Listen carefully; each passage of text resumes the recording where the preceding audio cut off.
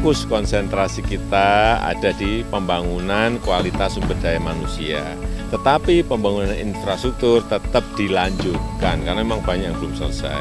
Kalau nggak ada jalan, ya kan, puskesmasnya gimana bisa dibangun, sekolahnya gimana bisa dibangun. Kalau ini selesai lah, sekolah bisa dibangun, puskesmas bisa dibangun, orang sakit bisa gampang ke pusat-pusat kesehatan yang kita bangun. Inilah pentingnya infrastruktur menghubungkan antara kabupaten dan kabupaten sehingga ekonomi akan bisa berjalan karena ada mobilitas orang, mobilitas barang, mobilitas komoditas. Ya, kayak ini yang kalau kita ke lapangan kondisinya seperti ini.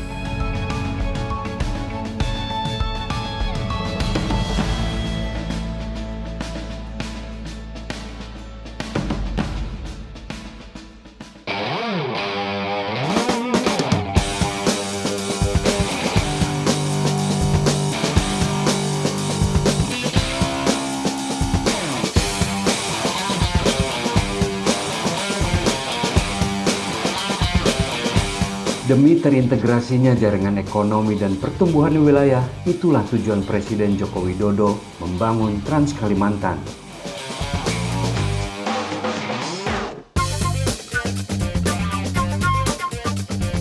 Pernyataan ini langsung disampaikan Presiden Jokowi pada masyarakat Kalimantan saat meninjau pembangunan perbatasan Trans Kalimantan yang terletak di Kecamatan Krayan, Kabupaten Nunukan, Kalimantan Utara akhir Desember 2019 silam.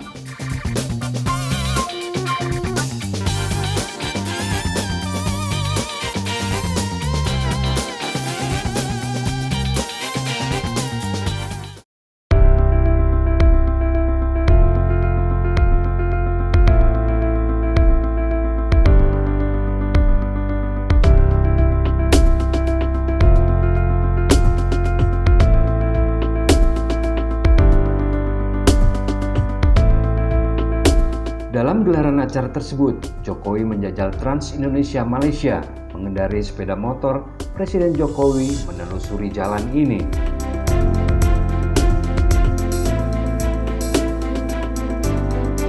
Percepatan pembangunan infrastruktur, termasuk di wilayah perbatasan, menjadi salah satu prioritas agenda pembangunan Presiden Joko Widodo. Salah satunya tentu di wilayah perbatasan Indonesia dan Malaysia.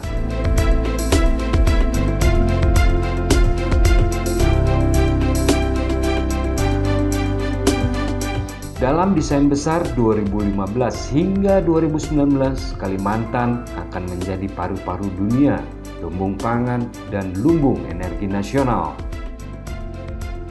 Namun, cita-cita tersebut mustahil terwujud jika infrastrukturnya tidak memadai.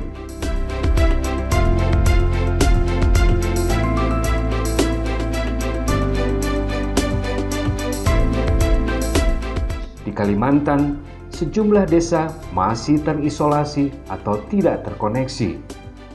Jangankan mendistribusikan hasil pangan, untuk bertemu dengan daerah lain saja masih banyak kendala. Untuk membuka isolasi tersebut, Kementerian Pekerjaan Umum dan Perumahan Rakyat membangun Trans Kalimantan. Pendekatan yang dilakukan adalah kewilayahan tanpa sekat batasan administrasi provinsi dan kabupaten kota.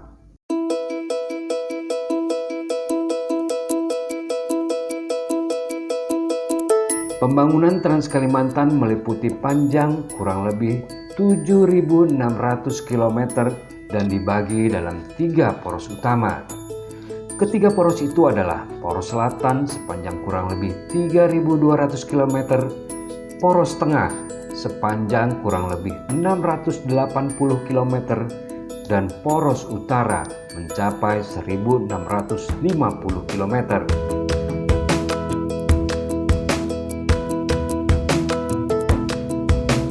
Poros selatan merupakan poros yang berhasil menghubungkan 5 provinsi di Kalimantan, yakni Kalimantan Timur, Kalimantan Barat, Kalimantan Tengah, Kalimantan Selatan, dan Kalimantan Utara. pemerintah telah menetapkan 4 wilayah pembangunan strategi atau WPS. Pertama, WPS Ketapang, Pontianak, Singkawang, Sambas sebagai WPS pertumbuhan baru. Kedua, perbatasan Termajuk, Sebatik. Ketiga, WPS Palangkaraya, Banjarmasin, Batu Licin. Dan keempat, WPS Pusat Pertumbuhan Terpadu Balikpapan, Samarinda, Maloe. Pendekatan kewilayahan yang dikembangkan Kementerian PUPR ini sesuai dengan amanat RPJMN 2015 hingga 2019 yang akan membangun 3 kawasan ekonomi khusus, 4 kawasan industri, dan pusat-pusat pertumbuhan baru. Keberadaan WPS diharapkan dapat mengintegrasikan jaringan ekonomi dan pertumbuhan wilayah.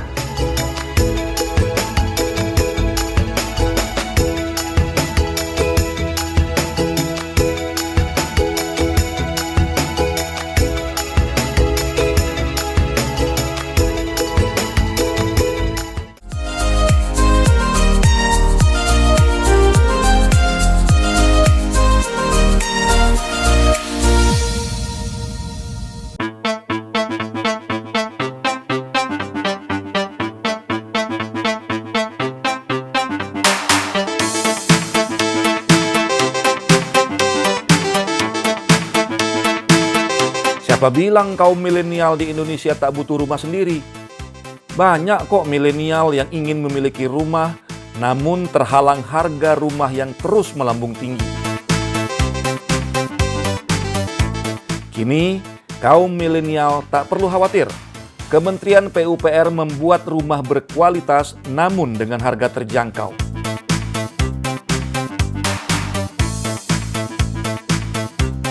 RISA namanya. Ini kependekan dari Rumah Instan Sederhana Sehat.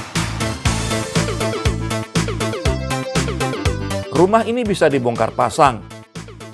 Merakitnya pun tak butuh waktu lama dan tak perlu dikerjakan banyak orang. Selain untuk kaum milenial, RISA juga ditujukan sebagai rumah di daerah bencana. Seperti apa RISA? Saksikan program Indonesia Bangga, episode Rumah Portable Tahan Gempa. Hanya di PUPR TV.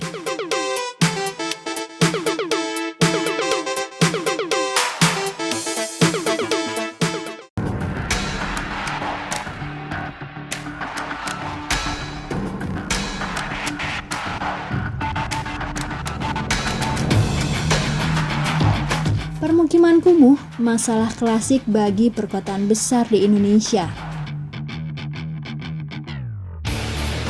Lahan terbatas, jumlah penduduk meningkat, dan perekonomian rendah menjadi faktor penyebabnya.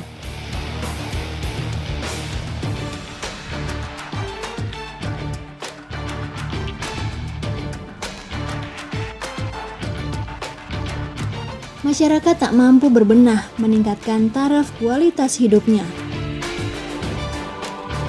Jika hal ini dibiarkan dapat menimbulkan dampak yang merugikan, adanya sumber penyakit hingga tata guna lahan yang tidak teratur.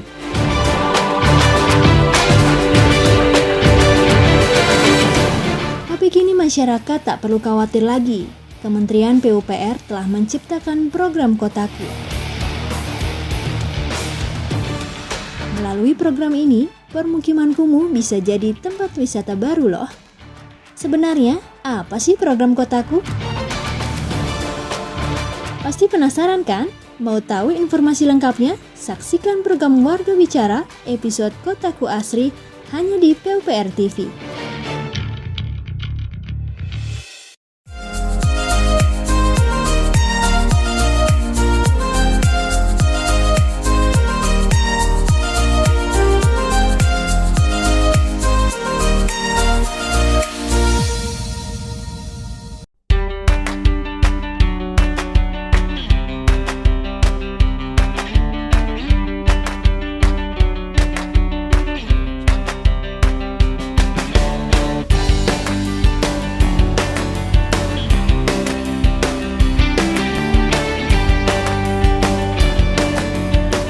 Pemerintah menargetkan tak ada lagi jalan paralel perbatasan Kalimantan yang belum tembus pada 2019.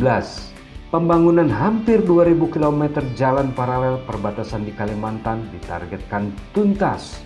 Salah satunya jalur Putus Sibau ke Nangabadau di Kalimantan Barat sepanjang 170 km.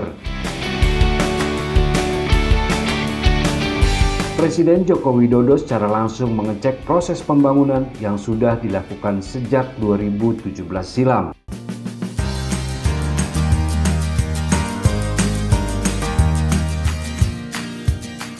Jadi selama 2,5 tahun ini di Kalimantan dikerjakan 1.900 kilometer jalan-jalan seperti ini. Jalan di perbatasan yang kita harapkan dapat menumbuhkan pusat-pusat perekonomian yang baru, dan kita tadi dari pagi 3,5 jam dari Putus Sibau menuju ke Nangabadau kurang lebih 170 km, dan jalannya dalam pengerjaan ada 27 km yang masih berupa tanah, tetapi nanti akan dikerjakan pagi, siang, malam oleh Kementerian PU.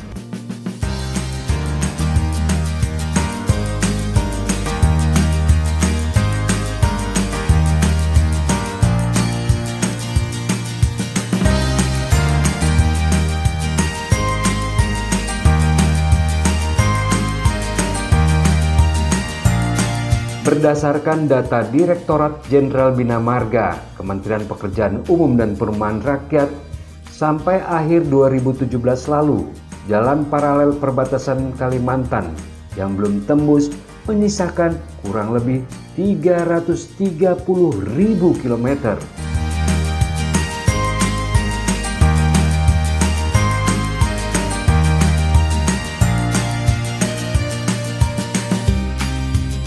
Pada 2018, pemerintah menargetkan jalan baru sepanjang kurang lebih 182 km tuntas dikerjakan.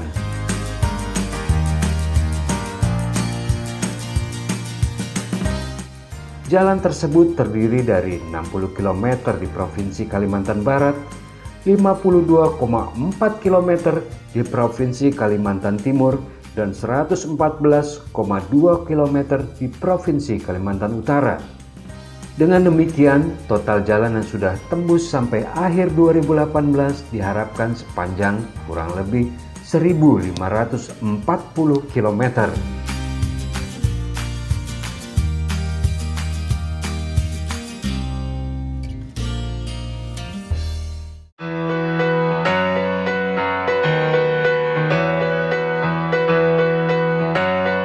Pada tahun 2018, Kementerian PUPR mengalokasikan anggaran total sebesar 839,4 miliar rupiah untuk pembangunan 2 jalan paralel perbatasan. BPJN Wilayah 12 Balikpapan, Ditjen Bina Marga, dan Zeni TNI AD telah melakukan penandatanganan 6 paket pekerjaan pembangunan jalan perbatasan di Provinsi Kaltim dan Kaltara dengan panjang 132 km senilai 330 miliar rupiah.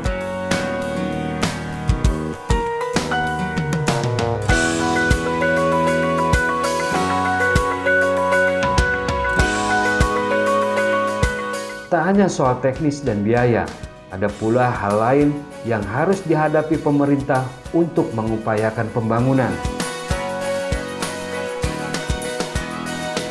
Di antaranya adalah masalah kultur budaya masyarakat perbatasan. Ini bisa menjadi sebuah tantangan, namun tekad mewujudkan Indonesia maju hingga ke garda terdepan bangsa tetap harus terwujud.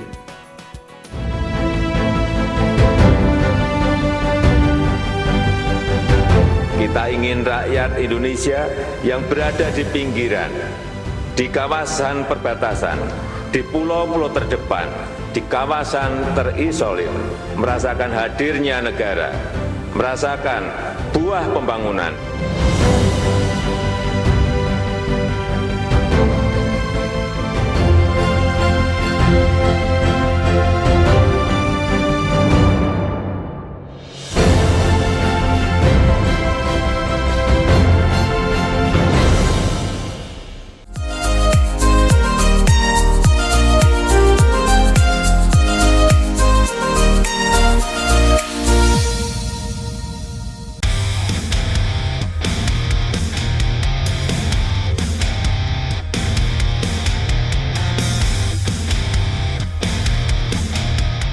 kita memiliki sebuah kemampuan besar dalam produksi produk-produk yang mempunyai kualitas yang baik, harga kompetitif, karena itulah daya saing Indonesia. Presiden Jokowi kerap bergaya santai. Sepatu sneakers misalnya menjadi pemandangan tak asing yang sering dilihat orang. Berjaket bomber juga menjadi salah satu gaya keseharian Pak D. Jokowi. Tak jarang pula, busana yang dikenakan Presiden Jokowi menjadi viral dan ditiru banyak orang. Boleh jadi semua demi kepraktisan. Dan itu juga menjadi ciri khas Presiden Jokowi yang tak terlalu hirau dengan penampilan. Bagi Pak D. Jokowi, yang penting adalah kerja, kerja, dan kerja. Mau tahu lebih jauh tentang gaya santuy Pak D. Jokowi? Saksikan program Pojok Presiden dalam episode Gaya Santuy Presiden Jokowi, hanya di PUPR TV.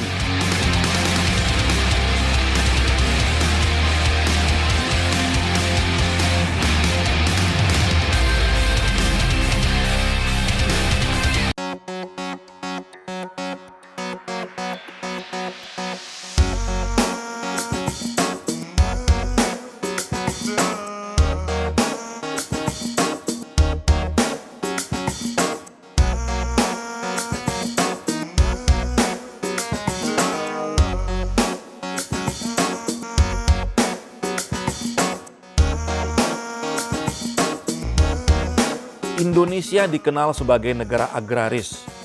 Hamparan hijau sawah menjadi pemandangan indah. Namun, kala musim kemarau tiba, banyak petani yang menjerit. Air kurang, tak sedikit yang gagal panen. Kementerian PUPR mendapat amanah membendung air menjadi sebuah bendungan. Tujuannya untuk menyediakan air bagi lahan pertanian.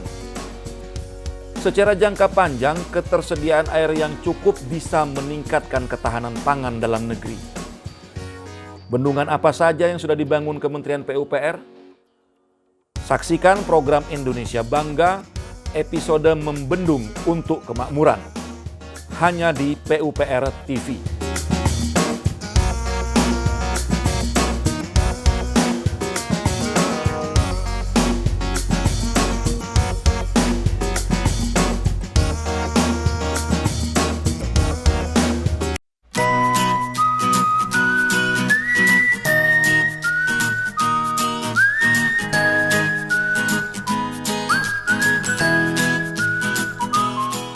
Sudah pernah ke Labuan Bajo, Nusa Tenggara Timur? Labuan Bajo menjadi salah satu destinasi wisata super premium di Indonesia.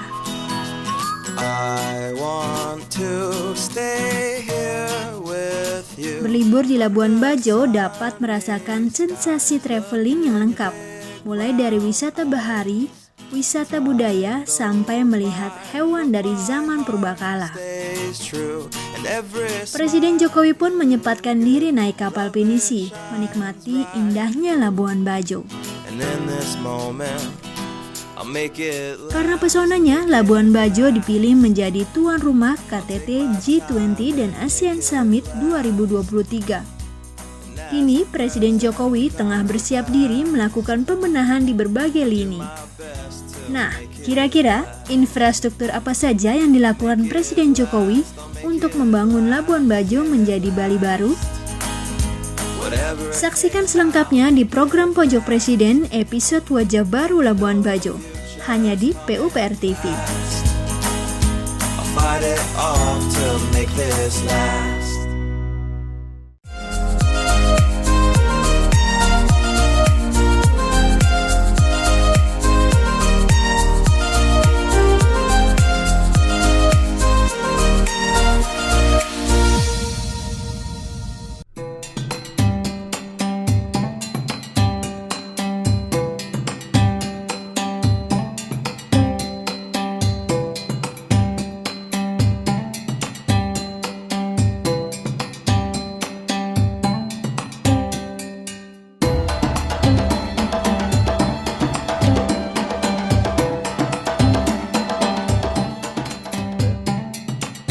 Jika jalan sudah terbentang, lalu apa yang bisa dilakukan masyarakat di perbatasan atau mereka yang dulu terisolasi?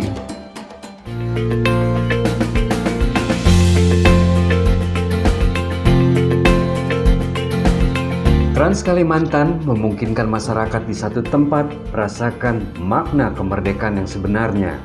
Kini mereka tak lagi terkendala akses untuk terhubung dengan daerah lainnya.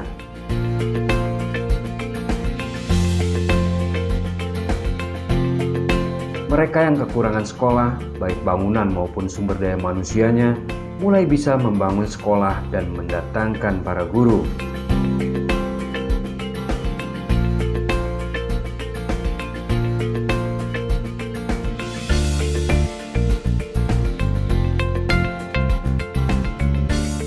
Mereka yang kesulitan bahan bakar minyak untuk kebutuhan sehari-hari, kini bisa memperoleh BBM dengan lebih lancar.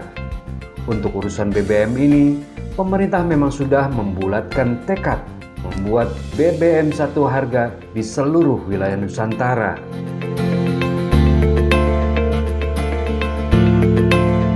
Bertahun-tahun lamanya, warga daerah Hulu Sungai Mahakam di Kalimantan membeli bahan bakar minyak dengan harga berkali-kali lipat. Penyebabnya adalah pada distribusi BBM yang tidak mudah karena medan yang tak ramah. Tapi, apapun taruhannya, keadilan sosial bagi seluruh rakyat Indonesia harus kita wujudkan. Baik daerah terpencil, daerah terdepan, daerah terluar, tetaplah wilayah Negara Kesatuan Republik Indonesia.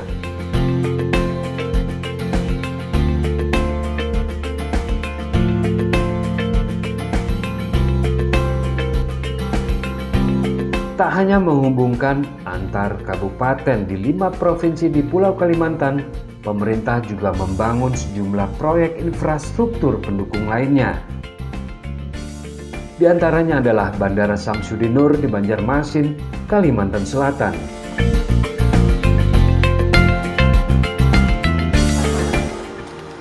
Sampan melaju terpercik air. Bandara baru Kalimantan Selatan, semoga rakyatnya rezeki deras mengalir.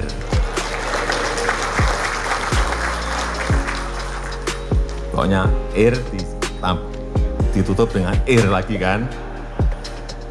Dan dengan mengucap Bismillahirrahmanirrahim, siang hari ini saya resmikan operasional pengembangan Bandara Samsudin Nur di Provinsi Kalimantan Selatan. Wassalamualaikum warahmatullahi wabarakatuh.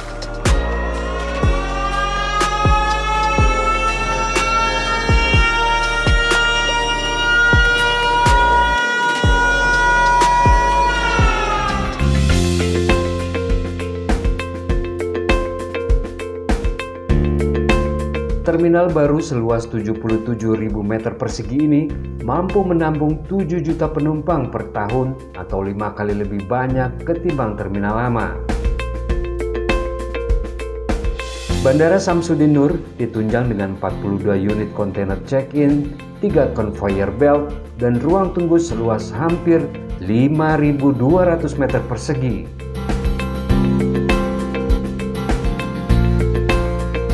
Pada bandara ini tersedia pula lahan parkir yang jauh lebih luas dibandingkan area parkir di terminal lama. Terminal kargo bandara diperluas menjadi berkapasitas 44.000 ton per tahun. Apron pun bertambah menjadi 130.000 meter persegi. Penambahan luas ini akan mampu menampung 16 pesawat narrow body dari yang sebelumnya hanya menampung 8 pesawat narrow body.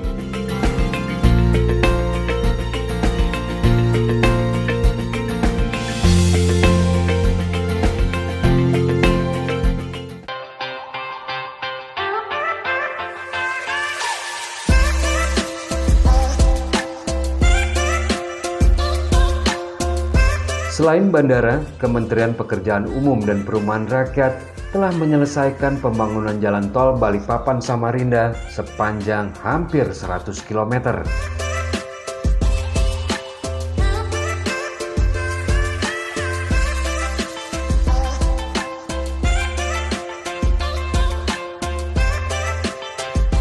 Jalan tol ini menghabiskan anggaran sebesar 9,9 triliun rupiah.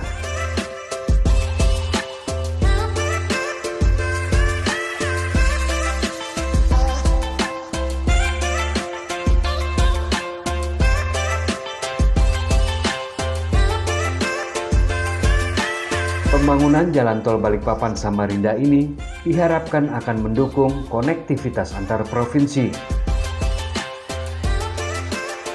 Tujuannya adalah untuk memangkas biaya logistik barang dan jasa. Waktu tempuh juga lebih hemat. Balikpapan Samarinda yang semula ditempuh dalam waktu 3 jam, kini menjadi 1 jam saja.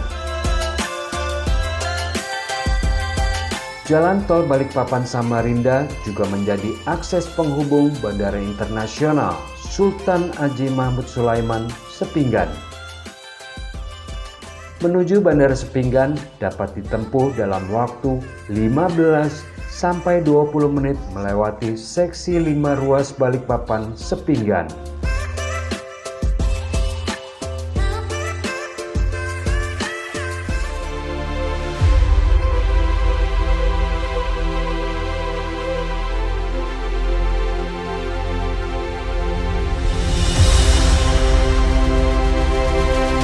Jalan tol Balikpapan ke Samarinda hari ini telah selesai dan bisa dimanfaatkan dari 5 seksi yang telah selesai 3 seksi sepanjang 58,7 km dari total 99,3 km.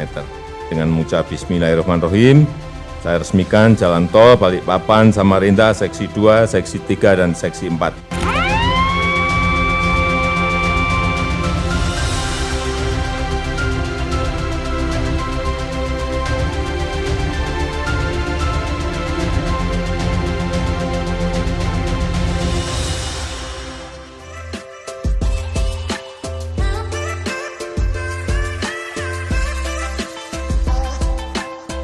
Percepatan pembangunan di segala lini di wilayah Kalimantan diharapkan mampu menjadi titik tolak untuk memajukan kualitas sumber daya manusia.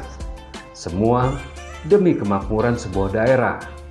Di masa depan, tak ada lagi kendala akses, keterbelakangan fasilitas umum, pendidikan, kesehatan, dan ekonomi.